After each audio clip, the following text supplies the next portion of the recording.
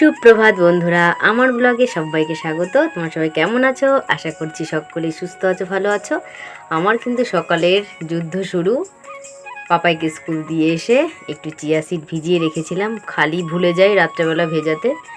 তো গতকাল রাতে ভিজিয়ে রেখেছিলাম, তো সেটাই খেয়ে নিলাম।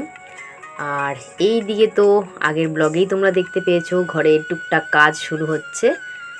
তো চলে এসছে, এখন কটা বাজে, পাপাইকে দিয়ে এসে এখন 7টা মতো বাজে। সোনাইকে এখন স্কুলে দিয়ে আসিনি। তো এর মধ্যে চলে এসছে একজন ভ্যানে করে সিমেন্ট, চিপস আর বালিটা একটু পরেই আসবে। তো ঘরটা যেহেতু এলোমেলো ছিল, তো সেইগুলোই সরিয়ে একটা পলিথিন পেতে দিলাম, ওখানে চিপসগুলো রাখা হবে। তো অল্প অল্প করে আনা হচ্ছে, দেখি। ঘরে তো হাত লাগিয়েছে, এবার কত দূর কী হয়।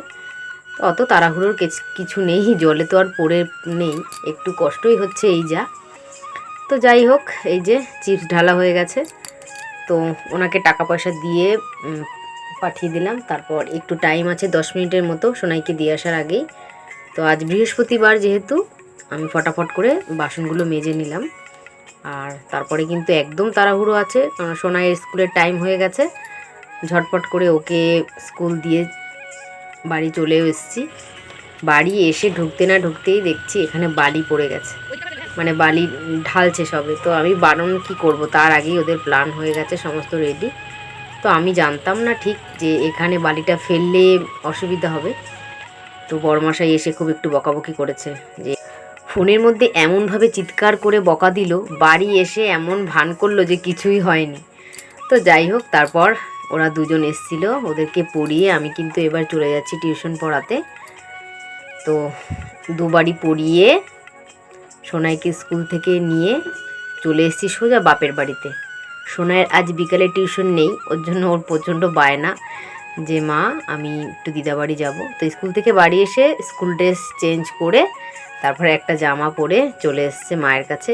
আর মাকে বললাম, মা তাহলে আজকে তো বৃহস্পতিবার, তুমি আমার ফুলটা তুলে দাও, জোগাড় করে দাও ফুলটা। মা আবার ফুল বেলপাতা সব রেডি করে দিল।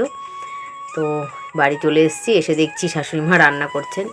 তো আমি আর রান্নাঘরে ঢুকিনি, ঘর ভর্তি অনেক বাঁশ, খুঁটি, বস্তা, এই ওই সেই অনেক কিছু ছিল। তো সেগুলো তো ফাঁকা করতে হবে, বড়মশাই বলে গেছে যে ঘরটাকে ফাঁকা করে দেবে, ঘরে কাজ হবে এখন। তো আমি দেখলাম তাহলে রান্নাটা যখন নেই, সেই সুযোগটাই আর কি নিলাম। প্রচণ্ড রোদ, মানে ছাদে পা দেওয়াই যাচ্ছে না কিছুতেই। তো তাড়াতাড়ি করে আমি এই সমস্ত মালপত্রগুলো ওপরের ঘরের রুমে রেখে দিলাম। গুড আফটারনুন, চলে এসেছি লাঞ্চ মেনু নিয়ে।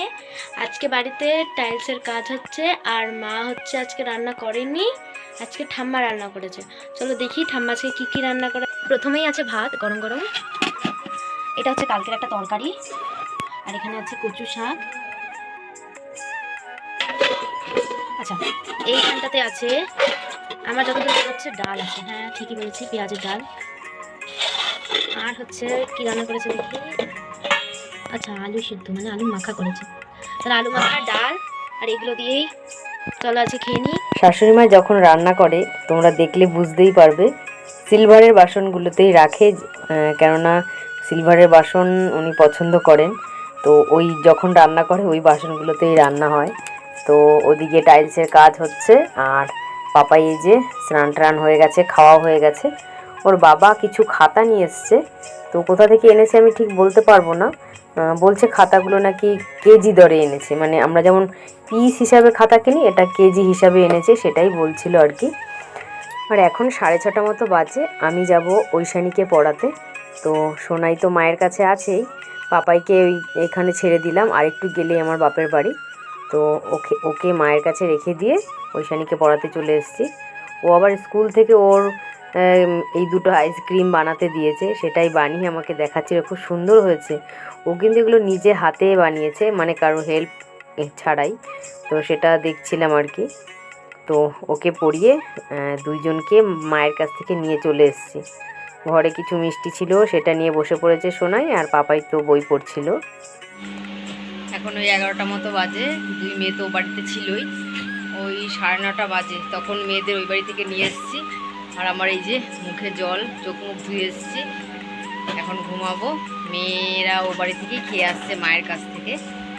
এই যে পাপাই এখন প্রচণ্ড ঘুম পেয়েছে, ও শুয়ে পড়লো।